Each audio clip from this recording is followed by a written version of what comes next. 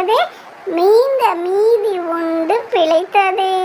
தினமும் தின்று திரிந்தனவே, சிங்கம் அன்று படுத்ததே, உடம்பு முடியாமல் படுத்ததே. படுத்த சிங்கம் இறை கொண்டு வா நரி என்றதே, நரி புறப்பட்டு சென்றதே.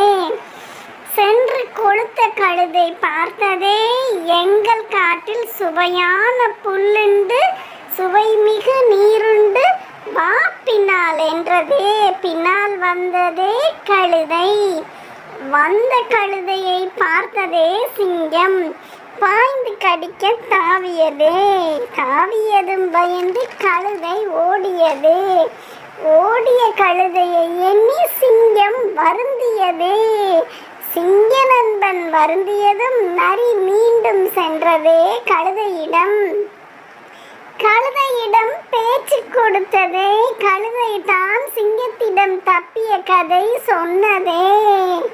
சொன்னதும் நரி சிரித்ததே. அந்த சிங்கம் குருட்டு சிங்கம், அதை பார்த்து எதற்கு ஓடி வந்தாய், நாம் வேறு பக்கம் போகலாம் என்றதே. போனதே கழுதையும் நரியை நம்பி. இந்த முறை சிங்கம் கழுதை மேல் பாய்ந்து கடித்ததே, கடித்து குதறி கொன்றதே. இரு, நான் குளித்துவிட்டு வருகிறேன் என்றதே சிங்கம் நரியிடம். குளிக்கச் சென்றதே. சிங்கம் குளிக்கச் சென்றவுடன் பசியில் நரியும் கழுதையின் மூளையை தின்றதே.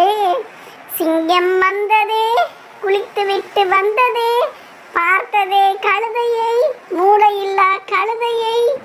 எங்கடா மூளை, உரிமையதே சிங்கம் நரியிடம்.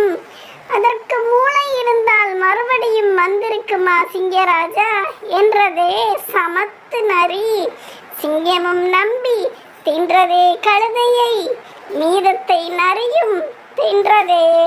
காட்டிலே சிங்கமும் நரியும் நண்பரானரே, சிங்கமும் நரியும் நண்பரானரே.